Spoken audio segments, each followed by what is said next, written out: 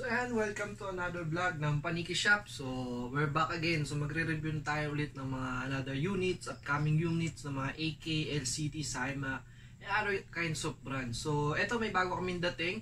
So last week lang ito dumating. Wala pa kami nito kung tutusin. Ang brand nito ay ang Saima. So ayan, ano nga ba itong unit na to? So ayan, angat lang natin saglit. So ayan, the Saima unit. So reviewin ulit natin ay another AK or Russian unit related tayo ulit. So, balik ulit tayo sa ganitong content. Russian unit. So, kung makapansin nyo, ayun yung mga LCT unit namin, GNG and Saima. Then, the machine gun. So, ayan, hindi ganong kita sa baba. Pero ayan, the PKM, PKP, Bullpup, and the PKP LCT na malaki. So, balik tayo din sa unit na to. So, wala pa kami tong unit na to. Ayan, Saima. Itong unit to, the Viltorres ng Saima. Brand ng Saima. So, ayan, reviewin lang natin saglit. So, sobrang laki niya. Ayan yung box niya. Ayan, sobrang laki. So, ito ay sniper unit ng Russian, ng Viltorres. Ayan, so, check natin loob. So, ayan, dahan-dahan lang. So, ayan. Try natin buhatin siya ng nasa box pa. Ayan. So, ayan, kita naman. So, reviewin natin siya isa-isa. So, inclusion nyo sa box, una-una yung mag repair and iron sight adjustment. So, makapansin nyo, kapit tayo konti. Mag repair and iron sight adjustment. So, itong gray, iron sight adjustment yan, and itong isa ay mag repair. So, ayan. So, iba ang magazine ng Viltorres. Hindi siya commonly nakasame ng AK. So, ayan. Ito ang magazine niya. Ayan. Maganda. Pero ano ba to? High cap na to. So high capacity na to. Di kamot. Ganon. Di kamot ang Viltorres magazine. So ang information dito ay 350 rounds lang ang nakalagay sa box. So inclusion niya to. Yan. So yun lang ang inclusion and the rest, the unit na agad. So yan. So 300 capacity mag. So ano na agad siya? Pwede na agad siya in-game. Hindi kagaya ng mga ibang unit. Kagaya ng mga LCT. Yung mga LCT kasi ay naka mid cap lang, so 100 rounds lang to 60 rounds. So ito ay naka high capacity na agad. Hindi ko lang sure kung merong ibang brand nito or ibang style ng magazine na mas marami ang capacity. Siguro ito na yung pinakamataas kasi ito ay sniper rifle ng Russian. So dalawang klase ito, wood and black. So ang available namin yung Saima ay black. So ayan, yung pinaka-unit. Tanggalin ko lang dahan-dahan. So napakaganda niya. Ayan. So, ayun pala, meron pa pala siyang inclusion na cleaning rod, ang tawag dito. Ayan. So, para siyang stick. So, nalagyan ng tissue or ng foam sa dulo nito, panlinis ng barrel. So, ayan. So, meron pala siya nasa ilalim ng pinaka-box. So, then the rest, then yung pinaka-unit. Ayan. So, ayan ang unit. So, napaka-slim niya lang. Slim na slim. Kahawig siya ng Dragunov bat. Kung mapapansin nyo, para siyang Dragunov yung bat stock niya. Solid ng plastic. Ayan, may rubber band din. Rubber pad or rubber bat stock. Yung ano niya, then plastic polymer yung pinaka ano. Kasi black version to, tactical, hindi wood. So yung wood nito, ito lang mismo bat stock ang pinagkaiba. Ayan. Pinaka bat stock lang. So ito, out of the box stock, brand new to. So around 450 to 400 FPS lang kung depende sa unit. Hindi pa namin ito nako-chrono, kaya around 400 to 450 lang ang average FPS nito. Then kakaiba siya kasi parang tube type. So ayan, parang tubo. Dito lang na tubo, so lapit lang natin. Close view lang tayo. Ayan o. Pero ang barrel length niya din ay sagad na dito agad.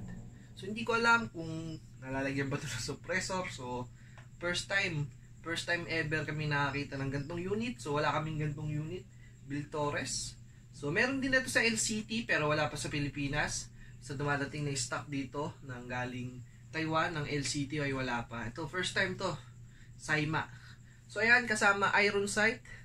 So, weird yung positioning ng mga system niya. Pero cool kasi isa to sa mga vintage unit ng Russian Airsoft. So, bibira din to. Sobrang angas.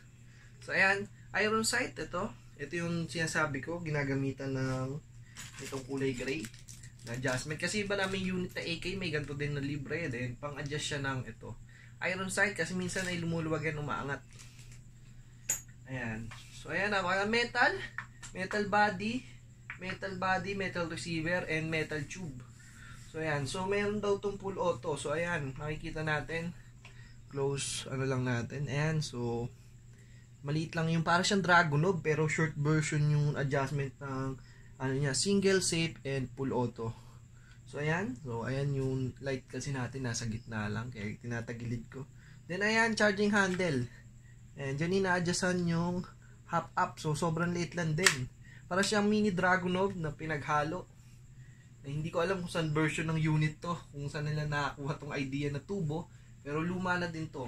So, mga AK enthusiasts, ito talaga ang hinahanap nila. The Build Torres. So, yan to, dalawang variant to, wood and tactical. So, tactical ang available ngayon sa Paniki Shop. Itong hawak ko ngayon ay meron pang dalawang stock. So, goods na goods to pag gusto nyo. Just PM Sir TJ sa ating Facebook page. Ayan. Then, next, ganyan, slim body din magazine. Yung pasukan ng magazine. So, testing natin. And, syempre, ang side rails ng Dragunov. So, kinakabit pala ditong scope ay ang Dragunov scope. So, ang SPO1 or SP2, SPO2 or PX1 ng scope ng Russian. So, meron din tayong available niyan. So, ngayon nasa shop lang yung pinaka scope. Then, ibang brand yun, hindi Saima. Pero fit naman siya dito. Ayan. Ganito itsura niya. So, for example lang. Ayan. Ganitong scope. Gantong scope. Ayan. So, ito hindi Dragunov scope to. Pang AK-74 scope to. Pero gantong style yung scope na kinakabit yan. Ayan. Pick siya. So, ano ba ulit to? Nakakalimutan ko. So, ito. Sa 74 namin to. Pero hindi to Dragunov scope pa. Yung Dragunov scope ay mas mahaba and mas ano siya, pang sniper talaga. Ito ay pang mga rifle. So, ganito lang. For basis lang. Ganyan lang ang hawig niya. Hawig lang siya dito. Mas mahaba yung silipan din. Pero same nito. Gantong kabitan. Yan. Dito kinakapit yan. Yan, sa side rails na yan. Para mas unique, then mas maangas. So, sniper rifle to. So, parang DMR siya na semi-automatic sniper rifle kasi meron siyang full auto, single, and safe. So, hindi kagaya ng mga bolt action ay isang kasa isang putok. Ito ay AEG. Yan, AEG to. So, ang battery compartment to dito sa tube. So, hindi ko na tatanggalin yan. Then, yung iba reverse niya, lagay dito sa top. Pero kasi itong Saima ay masikip ang top. So, hindi natin kakalasin para hindi magkagasgas. Kasi ito ay for unit, for release. So, ayan.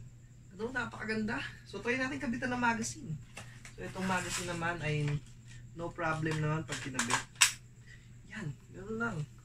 Ganyan ang itsura niya. Ayan. Yung pinaka-unit, the Build Torres.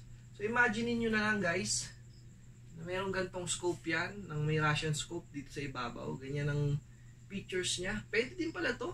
Medyo bagay din. Itong ganito kahit medyo maliit. Pero commonly ang ginagamit talaga dito ay Russian scope na SPO1, SPX, or SPO2 na mahaba. So, gray version, black version, yung mga kulay nun. Ito kagaya nito, gray. Ayan kung mapapansin nyo. Grayish siya. Ayan. So, ganito itsura niya. Ang unit. So, para siyang mix. Hindi ko maalam kung saan nakakita ng gantong unit na parang tubo lang.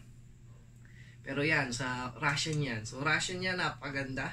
So, ayan. So, dito lang. Balik lang ulit tayo sa mga features. Battery compartment, iron sight, barrel length, ganyan. Parang 80 length din siya kung tutusin, nakalagay sa box. Then, magazine capacity, 350 lang. Then, safe, auto, and single. So, ang AK, lahat ng variant ng AK, laging una ang auto bago mag-semi. Gaya ng M4, safe, semi, auto. Ito ay safe, auto, semi. So, ayan. So, din adjustable. Dito din natatanggal. Diyan lang tinatanggal yan pag gusto natin tanggalin. Then, yung buttstock niya, hindi ito napopold. Solid na solid to, malaki. So, standard length ng AK buttstock.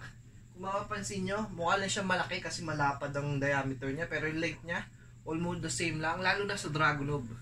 Walang pinagkalayo sila. Kasi nga, isang uri nito ng sniper rifle. So yan guys, kung gusto nyo itong unit na to, just link in the comment. Just PM Paniki Shop and Sir TJ for more information sa ganitong unit. Yan. See you guys sa susunod na video.